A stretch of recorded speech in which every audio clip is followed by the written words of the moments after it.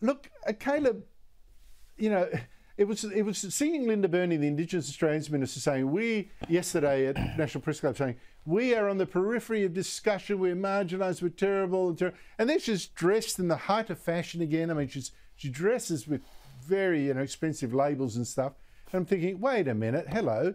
And I think there is a disconnect here between what some Aboriginal activists say and how they themselves live. And you take Brooke Boney, she's the showbiz reporter, newsreader on the Nine Network. She's criticised now Aboriginal opponents of The Voice, Labor's kind of Aboriginal-only advisory parliament, saying their argument is that they don't want to be part of a system that has oppressed Aboriginal people for a couple of hundred years. She says, well, actually, they've every right to feel let down and ignored because too often and for too long that has been the case.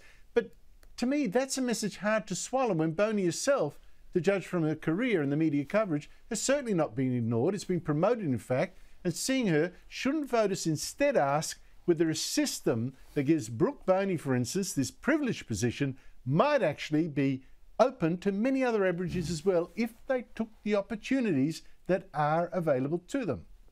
Yeah, indeed. And if you go on to read the rest of her article, she says, well, I'm a journalist, so I haven't expressed my view on the voice to Parliament. But she finishes the article by saying that if we deliver a no vote, then we'll all be walking around the next day wondering why everyone voted no. So I think she's kind of let the game up there. And this is the concern. I think it's obvious. This is the concern, is that if you do end up with a voice to Parliament, it will probably, fundamentally, be full of people who are part of what you might call the Aboriginal elite.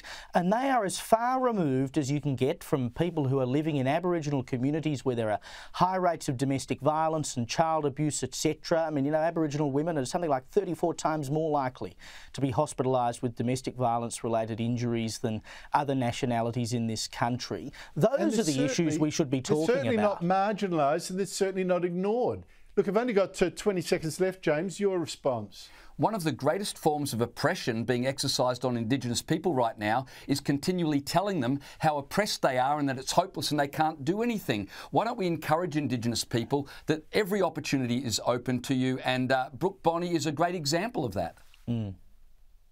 She is. I mean, she's an example of what can be done. There must be something right with the system, and she should say so.